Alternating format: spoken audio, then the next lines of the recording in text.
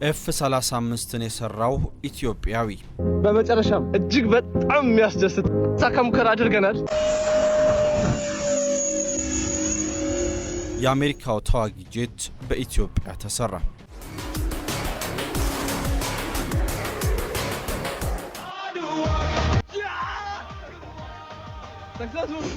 ወጣቶችና ታዳጊዎች የተዋጊ ጄት ወይም ፋይተር ጄት ስራን እንደ ዝንባሌያቸው በተለያዩ ደረጃዎች ሊሰሩት ይችላሉ።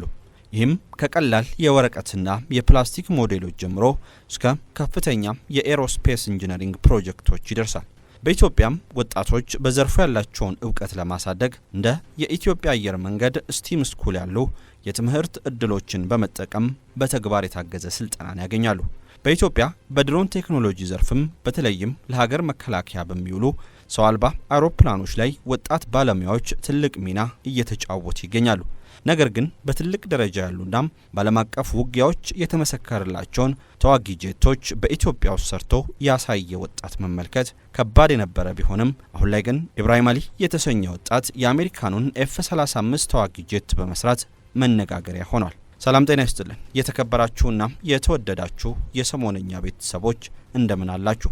በዛሬው ጥንቅራችን ኢብራሂም አሊ የተሰኘውን ኢትዮጵያዊ የፈጠራ ባለሙያ የሰራትን F-35 ተዋጊ ጄት እንመለከታለን። ላይክ፣ ሼር እና ሰብስክራይብ እያደረጋችሁ እስከ ዝግጅታችን ፍጻሜ አብራችሁን ቆዩ። በአዲስ አበባ መሀል ላይ ለመኖር ወይም ለኢንቨስትመንት የሚሆን ትክክለኛ እድል እየፈለጉ ነው? 8 ህንጻዎችን ገንብቶ ያስረከበው ቴምር ሪል ስቴት አሁን ደግሞ በ5.5 ሚሊዮን ብር ጠቅላላ ዋጋ አፍሪካ ንብረት አጠገብ ቡልጋሪያ ላይ ባለ 1 መኝታ ቤቶችን በ6.6 ሚሊዮን ብር ጠቅላላ ዋጋ ባለ 2 መኝታ ቤት በ10 ሚሊዮን ብር ጠቅላላ ዋጋ ደግሞ ባለ 3 መኝታ ቤቶችን እየሸጠ ነው። ይህ የጠቀስኩት ዋጋ 100% ለሚከፍሉ 30% ቅናሽ ተደርጎላቸው ሲሆን ቀስ እያላችሁ የግንባታውን ሂደት እያያችሁ መክፈል ለምትፈልጉ ደንበኞቻችን 1.4 ሚሊዮን ብር 20% ቅድመ ክፍያ ጀምሮ ማግኘት ትችላላችሁ። እንዲሁም የንግድ ሱቆችን የምትፈልጉ ደንበኞቻችን እዛው ቡልጋሪያ ሳይት ላይና ፒያሳ ጊዮርጊስ አደባባይ ፊት ለፊት ከ3.9 ሚሊዮን ብር ጀምሮ በ900 ሺህ ብር ቅድመ ክፍያ መግዛት ትችላላችሁ። ቦታው ለመኖርም ለኢንቨስትመንትም አዋጪ የሆነ ለሜክሲኮም ለአፍሪካ ንብረትን አጠገብ የሆነ ቡልጋሪያ ላይ ነው። ቅናሹ ሳያልቅባችሁና እንደዚሁም ጥሩ ቦታዎችን ለማግኘት ከታች በምናስቀምጠው ስልክ ቁጥር ቀድማችሁ ደውሉ። ቴምር ፕሮፐርቲዎች ነው። ኢብራሂም አሊ ማን ነው? ኢብራሂም አሊ ይባላል። ከዚህ በፊት 6 ድሮኖችና 3 አውሮፕላኖችን ሰርቷል። አንዱን ፕሌን ከ2 ከራሽ በኋላ በተሳካ መልኩ እንዲበር አድርጓል። ወጣቱ የፈጠራ ባለሙያ ኢብራሂም በቱርክ ሀገር ሳምሰን ከተማ ውስጥ በሚገኝ ኮሌጅ ሶፍትዌር ኢንጂነሪንግን እየተማረ ይገኛል። ወደ ቱርክ አቅንቶ የትምህርት እድል እንዲያገኝ ያደረገውም የፈጠራ ባለሙያነቱ መሆኑ ይነገራል። ኢብራሂም በቱርክ ብቻ ሳይሆን በዓለም አቀፍ ደረጃ እውቅና ካላቸው ድሮኖች መካከል አንዱ የሆነውን ቱርክ ሰራሹን ባይራክተር TB2 ድሮንን አስመስሎና መጠኑን ቀንሶ ከሰራው በኋላ ይህን ልዩ ችሎታውን የተመለከቱ ወደ ቱርክ አምርቶ ትምህርት እንዲከታተል እድልን አመቻቹለት። ለኢብራሂም እንደ ሮል ሞዴል አሪያ ያገለገለው ደግሞ የባይራክተር ድሮን ፈጣሪ ሴቹ ባይራክተር የተባለው ቱርካዊ ባለሙያ ነው። ሴቹ ባይራክተር እንደ ኢብራሂም ሁሉ የኮሌጅ ተማሪ ሳለ በፈረንጆቹ 2005 የሌሎች ሀገራት ድሮኖችን አስመስሎ በመስራት ለቱርክ መንግስት ያቀረበ ሲሆን አሁን ቱርክ ለደረሰችበት የድሮን ምርት አቅምም በዋነኝነት የሚጠቀስ ግለሰብ ነው። ዋናው ዕውቀት እንጂ ሀብት አይደለም የሚለው ኢብራሂም ታዲያም እንደ ሴቹ ባይራክተር በኢትዮጵያ ውስጥ የተዋጊ ጄት አሊያም የድሮን ምርትን የመጀመር ፍላጎት አለው። ወጣቱ ኢብራሂም ኢትዮጵያን በድሮን ምርት ከዓለማችን ቀዳሚ ሀገራት መካከል አንዷ የማድረግ ህልም ያለው ሲሆን ለኢትዮጵያ ብቻም ሳይሆን ለመላው አፍሪካ ሀገራት መትረፍ እፈልጋለሁ ይላል። ያለ ማንም ድጋፍ ተዋጊ ጄቶችንና ድሮኖችን የሚሰራው ኢብራሂም ከትምህርቱ ጎን ለጎን በሚሰራቸው የትርፍ ሰዓት ስራዎች ለፈጠራ የሚያስፈልጉትን ቁሳቁሶችም ያሟላል። ኢብራሂም በኢትዮጵያ ውስጥም እያለ በርካታ የፈጠራ ስራዎችን ይሰራ የነበረ ቢሆንም ወደ ቱርክ ካቀና በኋላ ግን የቱርክ የጦር መሳሪያ አምራቾችን ዕውቀት በመቅሰሙ የተሻለ የፈጠራ ባለሙያ እንዲሆን አድርጎታል።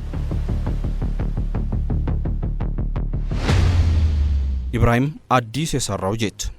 አሁን ላይ ኢብራሂም በኢትዮጵያ የመጀመሪያውን F-35A ቫሪያንት ሎኪድ ማርቲን 1.1 ጄት ሰርቷል። በኢብራሂም የተሰራው ጄት በሰዓት በ200 ኪሎ ሜትር ፍጥነት መጓዝ የሚችል እስከ 30 ኪሎ ሜትር ልንቆጣጠረው የምንችለው F-35A ቫሪያንት ሎኪድ ማርቲን 1.1 ሬሾ ጄት ነው። ይህንን ጄት 10 እጥፍ ትልቅ ብናደርገው እውነተኛውን በአሜሪካ የተሰራውን ሎኪድ ማርቲን F-35A ጄት አምስተኛ ትውልድ እናገኛለን። ይህ ጄት የተሰራው በካርቦን ፋይበር ፕሌይውድ ልዩ በሆነ የ2 ሚሜ ፎም ቦርድ እንዲሁም በልዩ የሙቀት መሸፈኛ ቁሳቁሶች በመጠቀም ነው። ይህን ጄት የምንፈልገውም ሩት ጎግል ላይ በመጫን ያላንዳች አብራሪ ወይም ፓይለት ጣልቃ ገብነት ወይም ትዕዛዝ ላዩ ላይ በተገጠመለት እስከ 30 ሳተላይቶች ኮኔክት ማድረግ በሚችል ጂፒኤስ በመታገዝ ተልእኮችን በራስ ገዝ በማጠናቀቅ ወደ ተነሳበት መነሳት ይችላል። በአደጋ ጊዜ ፓይለቱ ላይ ችግር ቢደርስ ጄቱ ላይም ችግር ቢፈጠር ጄቱ ወደ ተነሳበት በራሱ መመለስም የሚችል ነው። በተጨማሪም ጄቱ በሚነሳበትና በሚያርፍበት ጊዜ በውስጡ ያሉ ዕቃዎችን ለመጠበቅ አሉሚኒየምና ካርበን ፋይበር በመጠቀም በአየርና ዘይት የሚሰራም ወይም ላንዲንግ ጊር ማረፊያ ተዘጋጅቶለታል። ይህ ጄት ሌሎች ተጨማሪ ብዙ ቴክኖሎጂዎችና ባህሪያቶችንም ያካተተ ነው። ይሄ ጄት መንታ አየር ማስገቢያዎች ወይም ኢንቴልስ፣ መንታ ጭስ ማውጫዎች ወይም ኤግዞስትና መንታ FMS 70 MM EDF ጄት ሞተሮች ያሉት ሲሆን ይህም በአየር ላይ እንቅስቃሴ አሊያም ማኑቨር ሲያደርግና ኮምባክት ላይ የላቀ ያደርገዋል። ጄቱ ትክክለኛ የአሜሪካው F-35A ቅጂ በመሆኑ በራዳር እንዳይታወቅ ሮኬቶችን የሚይዘው በውስጡ ነው። ይህ ጄት በአየር ላይ ሙሉ በሙሉ መንቀሳቀስ እንዲችል እንደ ኤርሎይን፣ ራዳር፣ ኤሌቬተር የመሳሰሉ ሁሉንም አስፈላጊ የመቆጣጠሪያ አካሎችም ተሰርቶለታል። ዋናውን የአሜሪካ F-35A ለመድገም የዚህ ጄት የውስጣዊ መዋቅሩ ሃይቴክ የሌዘር መቁረጫ ቴክኖሎጂን በመጠቀም የተሰራ ነው። ይህ ጄት የእውነተኛው F-35A ተዋጊ ጄት ትክክለኛ ኮፒ ነው ቢባል ማጋነን አይሆንም። ጄቱ በሰዓት እስከ 200 ኪሎ ሜትር የሚደርስ ፍጥነት ያለው ሲሆን ይህም ማለት ከአዲስ አበባ ወደ ባህር ዳር በ1 ሰዓት ብቻ በቀጥታ መንገድ መጓዝ ሲችል ይህም ማለት በ11 ሰዓት ውስጥ ግብጽ መድረስ ይችላል ማለት ነው። አስፈላጊዎቹን ፍቃዶች ከተቀበለ በኋላ በ2 አሊያም 3 ቀናት ውስጥ የሙከራ በረራ ያደርጋል ተብሎ ይጠበቃል። ጄቱ በአሁኑ ጊዜ የቅድመ በረራና የስርዓት ፍተሻዎችን እያከናወነም ይገኛል። አደገኛው F-35 ዓለማችን ከአንድም 2 ዓለም አቀፋዊ ጦርነቶችን ብታሳልፍም ስፍር ቁጥር የሌላቸውን የአካባቢ ውረድና ውረድ ቁመት መለካካቶችን በታሪኳ መዝግባ ብታሰፍራቸውም ዳሩ ግን እንዳይቀሰቀሱባት ዋስትና የሚሆናት ትምህርት አልቀሰመችም። አሊያም አውቆ የተኛን ቢቀሰቅሱት አይሰማም አይነት እንቅስቃሴ ውስጥ ትገኛለች።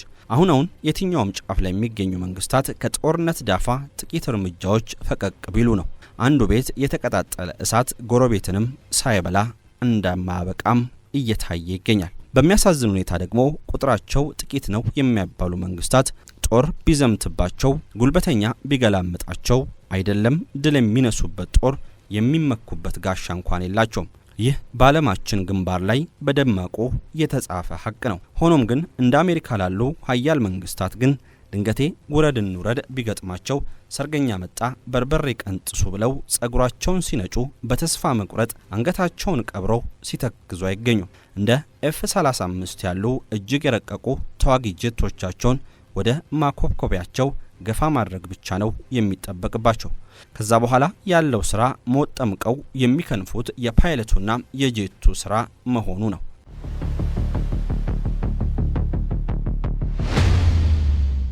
በአንድ ፓይለት የሚምዘገዘገውን F-35 ጄት ከጎማው ተነስታችሁ ወደ ላይ ቁመቱን ብትለኩት 4.38 ሜትር ይደርሳል።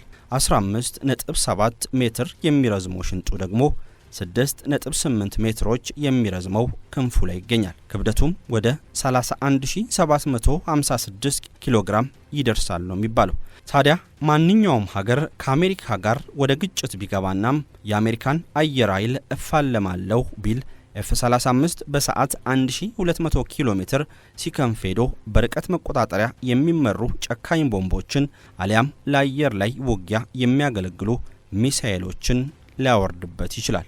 በእርግጥም የጦር ሰበቃ በዚህ እጅግ የረቀቀ ተዋጊ ጄት ፊት ለፊት ለእራት ሲያስቡን ለቁርስ አደረስናቸው አይነት ነውና ከዘመቻ በፊት ቢቻል 50 ጊዜም ቢሆን ደጋግሞ ውሳኔን ማጤን ይፈልጋል። አሜሪካ ይህንን F-35 ተዋጊ ጄት ለማምረት እንዲሁም በደምሳሳው ከ254000 በላይ ለሚሆኑ ዜጎቿ የሥራ እድልን ፈጥራለች።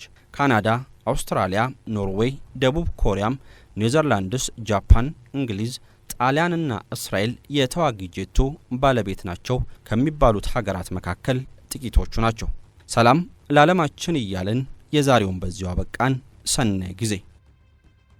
በአዲስ አበባ መሀል ላይ ለመኖር ወይም ለኢንቨስትመንት የሚሆን ትክክለኛ እድል እየፈለጉ ነው? 8 ህንጻዎችን ገንብቶ ያስረከበው ቴምር ሪል ስቴት አሁን ደግሞ በ5.5 ሚሊዮን ብር ጠቅላላ ዋጋ አፍሪካ ንብረት አጠገብ ቡልጋሪያ ላይ ባለ 1 መኝታ ቤቶችን በ6.6 ሚሊዮን ብር ጠቅላላ ዋጋ ባለ 2 መኝታ ቤት በ10 ሚሊዮን ብር ጠቅላላ ዋጋ ደግሞ ባለ 3 መኝታ ቤቶችን እየሸጠ ነው። ይህ የጠቀስኩት ዋጋ 100% ለሚከፍሉ 30% ቅናሽ ተደርጎላቸው ሲሆን ቀስ እያላችሁ የግንባታውን ሂደት እያያችሁ መክፈል ለምትፈልጉ ደንበኞቻችን 1.4 ሚሊዮን ብር 20% ቅድመ ክፍያ ጀምሮ ማግኘት ትችላላችሁ። እንዲሁም የንግድ ሱቆችን የምትፈልጉ ደንበኞቻችን እዛው ቡልጋሪያ ሳይት ላይና ፒያሳ ጊዮርጊስ አደባባይ ፊት ለፊት ከ3.9 ሚሊዮን ብር ጀምሮ በ900,000 ብር ቅድመ ክፍያ መግዛት ትችላላችሁ። ቦታው ለመኖርም ለኢንቨስትመንትም አዋጪ የሆነ ለሜክሲኮም ለአፍሪካ ንብረት አጠገብ የሆነ ቡልጋሪያ ላይ ነው። ቅናሹ ሳያልቅባችሁና እንደዚሁም ጥሩ ቦታዎችን ለማግኘት ከታች በምናስቀምጠው ስልክ ቁጥር ቀድማችሁ ደውሉ። ቴምር ፕሮፐርቲዎች ነው።